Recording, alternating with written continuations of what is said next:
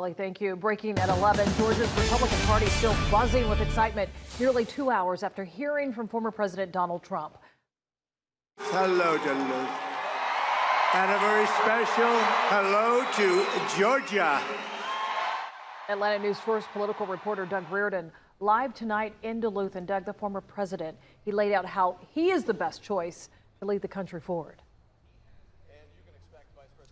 He only has 13 more days to do it at this point, probably closer to 12, and he brought a lot of big star power with him tonight. Big names in conservative politics: Tucker Carlson, Charlie Kirk, who is the head of Turning Point Action USA, which is who put this event on tonight, former Democrat Tulsi Gabbard, Ben Carson, Georgia native and country music star Jason Aldean. And for the most part, Trump stuck to his main talking points on the economy and on immigration, showing some very heavily edited videos throughout his rally here tonight in Duluth. But what was really interesting, and what we've noticed a lot of at Trump's recent rallies in the weeks leading up to the election, are his calls for his supporters to vote early. That is a very far cry from the message after the 2020 election, where Republican leaders in the party were showing a lot of skepticism in the base about early and absentee voting.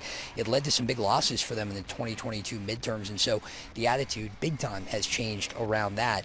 Trump told Fox News he would be voting early this week, and when he asked the crowd here in Duluth who has already cast a ballot, the crowd erupted. Just about every hand went up. The polls are through the roof, but what's better than that? The early voting is, people have never seen anything like it. They've never seen anything like it, because the American people are fed up with the people that are leading us down a road to disaster. First, you got to get out there and vote, but most importantly, just vote. Whichever way you want to do it. I've been one that says, whichever way, just get out and vote.